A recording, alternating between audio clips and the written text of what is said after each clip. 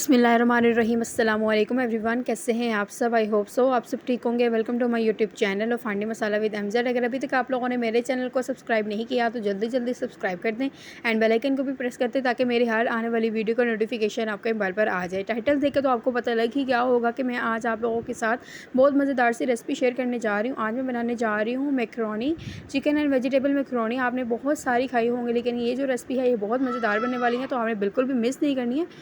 उससे पहले अगर आप मेरे चैनल पर न्यू हैं तो मेरे चैनल को सब्सक्राइब कर दें एंड बेल आइकन को भी प्रेस कर दें ताकि मेरी हर आने वाली वीडियो का नोटिफिकेशन आपके मोबाइल पर आ जाए। तो चलिए अपनी रेसिपी शुरू करते हैं। सबसे पहले मैंने आधा किलो ले लिया है मैकरोनी, एल्बो मैकरोनी, और साथ में मैंने चिकन ले लिया और साथ में मैंने पोटैटो ले लिए जिसको मैंने कटिंग कर लिया, और साथ में मैंने बंद गोभी ली है, और साथ में मैंने शिमला मिर्च ली है जिसको मैंने कटिंग कर लिया, और साथ में मैंने चॉप लिया है प्याज, और साथ में सब्ज़ मिर्चें, और साथ में मैंने चॉप लिया है लहसुन। चलिए अपनी रेसिपी शुरू करते हैं। मैकरोनी को बॉईल करते हैं। मैकरोनी जो है वो बॉईल हो चुकी है, और बॉईल करते वक्त आपने जो है वो ध्यान रखना है कि ये चिपके ना, तो हम लोग इसमें डाल देंगे थोड़ा सा ऑयल, इसलिए ये नहीं चिपकेगी। और साथ में मैंने प्यारी सी कढ़ाई ली है जिसमें मैंने 2 बड़े चम्मच डाल दिए हैं ऑयल के। ऑयल को अच्छे से गर्म करने के बाद हम लोग इसमें डाल देंगे चॉप लहसुन, और उसको अच्छे से हम लोग थोड़ा सा फ्राई करेंगे। हम लोगों ने सिर्फ फ्राई करना है, इसका ब्राउन नहीं करना है इसका कलर। जब ये थोड़ी सी फ्राई हो जाएंगे फिर उसके बाद हम लोग इसमें डाल देंगे प्याज। आप देख सकते हैं कि हमने इतना सा इसे फ्राई करने के बाद हमने डाल देना है इसमें प्याज, और प्याज को भी हम लोग अच्छे से फ्राई करेंगे। हमने जो है वो ब्राउन नहीं करना, हमने सिर्फ और सिर्फ इसे फ्राई करना है कि सॉफ्ट हो जाएंगे। हमने इसे ब्राउन नहीं करना, इसलिए हम लोग थोड़ा सा इसे लाइट आंच पे हम लोग बनाएंगे, इसे अच्छे से इसको फ्राई करेंगे।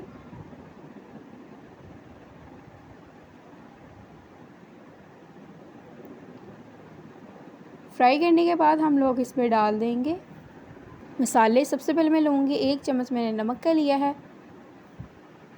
उसके बाद हम लोग डाल देंगे इसमें सूखा धनिया 1 चम्मच,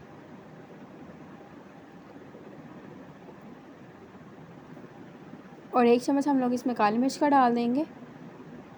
हम लोग काली मिर्च वाली बना रहे हैं तो हम लोग इसमें रेड चिली नहीं डालेंगे, हम लोग इसमें चिली फ्लेक्स डालेंगे। इसके साथ बहुत मज़ेदार जायका आता है। तो हम लोग इसको थोड़ा सा फ्राई करने के बाद इसमें थोड़ा सा पानी ऐड कर देंगे ताकि ये नीचे ना लगे। इसको पहले फ्राई करेंगे, फिर उसके बाद हम लोग इसमें थोड़ा सा पानी ऐड करेंगे। आप देख सकते हैं कि इसमें थोड़ा सा पानी ऐड करने के बाद हम लोग इसे अच्छे से पकाएंगे ताकि चीज़ें जो हैं वो गल जाएँ।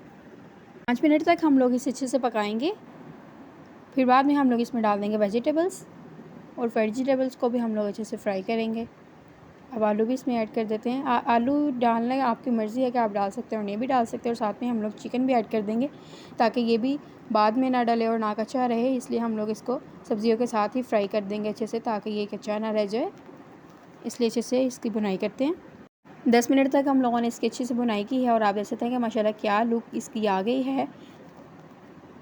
अच्छे से जितनी अच्छे से सब्ज़ियाँ जो हैं वो फ्राई हुई होंगी उतना ही मज़ेदार बनता है। तो अब हम लोग इसमें डाल देंगे लेमन। आप लेमन भी डाल सकते हैं और सिरका भी डाल सकते हैं, आपके पास जो अवेलेबल है आप वो डाल सकते हैं। लेमन डालने से भी बहुत मज़ेदार जायका आता है, इसलिए आप लेमन भी डाल सकते हैं और सिरका भी। और इसे अच्छे से मिक्स करेंगे। सब्ज़ियाँ जो हैं वो गल चुकी हैं।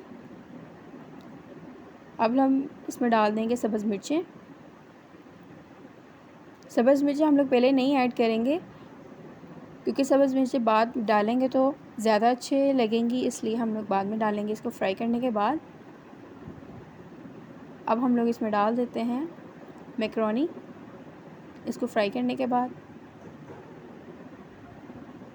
अब हम इसमें मैकरोनी ऐड कर देंगे और इसे अच्छे से मिक्स कर देंगे ताकि मसाला जो है वो आपस में मिल जाए। आप देख सकते हैं कि माशाल्लाह कितनी अच्छी सी और मज़ेदार सी लुक आ गई है। आपने बिल्कुल भी मिस नहीं करनी है, ये बहुत मज़ेदार बनने वाली रेसिपी है। अच्छे से मिक्स करने के बाद इसे 5 मिनट के लिए हम बिल्कुल हल्की आंच पे हम लोग रख देंगे इसको दम पे। अब हम इसे प्लेट में निकाल लेंगे, और आप देख सकते हैं कि माशाल्लाह कितनी अच्छी सी लुक आ गई है। ये बहुत मज़ेदार बना है, आपने बिल्कुल भी मिस नहीं करना है एक भी clip. I hope so you like the recipe. अगर आपको ये रेसिपी पसंद आए तो इसे लाइक करें, कमेंट करें, शेयर करें एंड सब्सक्राइब करें और मुझे अपनी दुआ में याद रखिएगा। Okay bye bye, take care, अल्लाह हाफिज़।